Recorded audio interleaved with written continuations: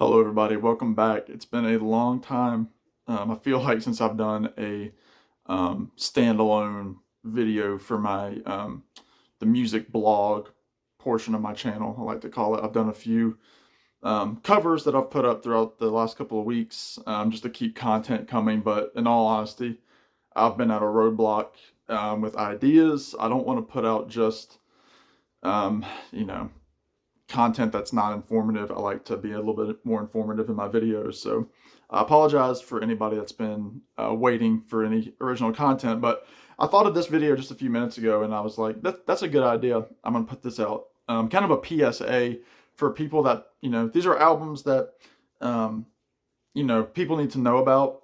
They're not albums that I necessarily want to do a full, review on. Some of them I have, but a couple of them I have not done standalone videos for. But essentially, what I want to show are 5 albums that have come out this year, 2023, by classic artists. And I'll start with the newer, well, the albums that I haven't talked about, which are there's 3, and then 2 that I have done. I'll do at the end. The first, my buddy Steve will be proud of me. Over at All the World's a Stage. This is the newest from Ian Hunter.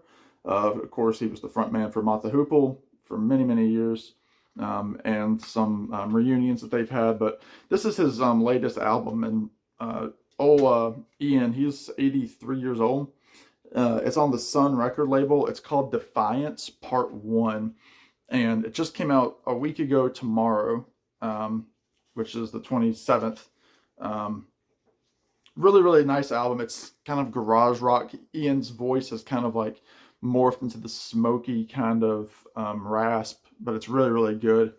Um, all sorts of people are on this record. I bought it because the original song that came out, Bed of Roses, which was the first single, had Mike Campbell from the Heartbreakers on lead guitar, and it had Ringo Starr on the drums. But you've got people on here. You've got Jeff Beck and some of his last sessions. You have Taylor Hawkins from the Foo Fighters and some of his last sessions on the drums. You have Billy Gibbons from ZZ Top, Joe Elliott from Def Leppard. Johnny Depp is on here. Again, Mike Campbell's on a couple. Todd Rundgren. Billy Bob Thornton is on here. Jeff Tweedy, Waddy Wachell, Brad Whitford of Aerosmith, Robert Trujillo, is it Trujillo from Metallica. Um, just all sorts of people. Rich Pagano, Andy Burton is on here. Dennis DeBreezy, Slash is on the very first track.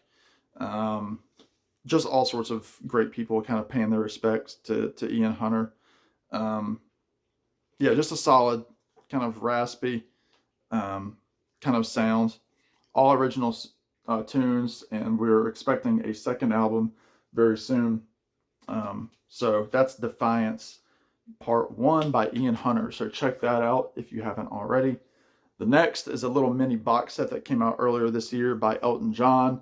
This is Honky Chateau, the 50th anniversary reissue. So you have the original album Honky Chateau, which has, Mona Lisa's and Mad Hatters. It has Rocket Man. It's got Honky Cat is on here. And then it's got some other deep cuts like Salvation, Slave, Hercules. So really, really cool.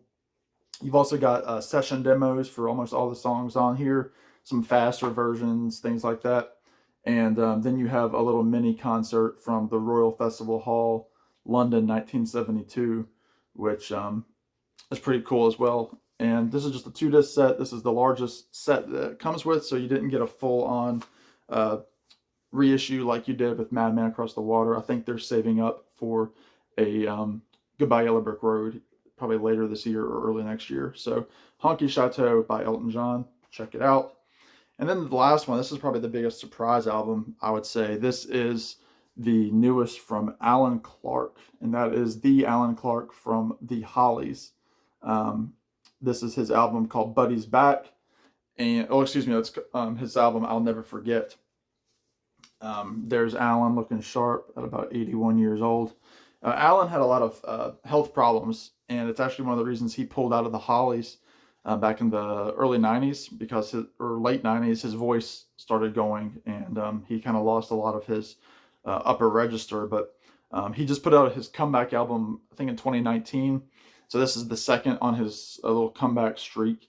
And what's really cool about this record is that it's essentially a duets album with Graham Nash. As you can see, it says Alan Clark featuring Graham Nash. And every song is by Alan Clark with the exception of the song Buddy's Back, which is about him and Graham loving Buddy Holly when they were kids.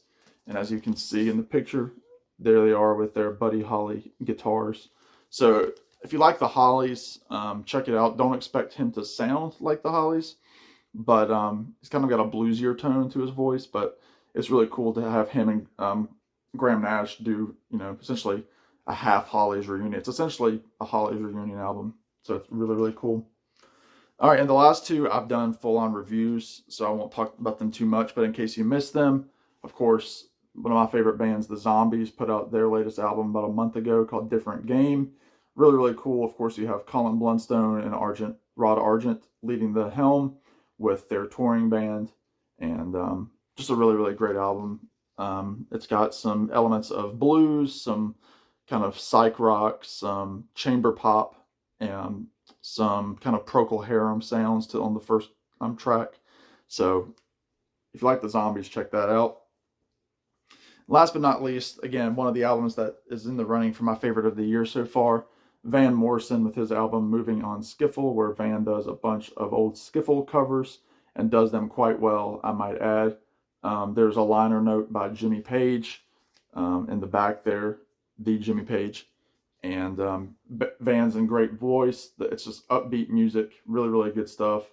Just straight ahead, clean, fun. So Moving on Skiffle is the album by Van Morrison, which I've also done a review on. So I just wanted to let y'all in on some albums that are out there you might not have known by some classic artists. And let me know if you've picked any of those up. I'm interested to hear your thoughts. And again, I'm sorry that I've been away for so long, but that's what happens sometimes. So anyway, hope to be back sooner rather than later with, if not another VC video, then another cover or two. So in the meantime, subscribe. Thanks to all the new subscribers. It's been wonderful seeing my numbers go up. I really appreciate it. Y'all be good. Take care. We'll talk to you very soon. Bye now.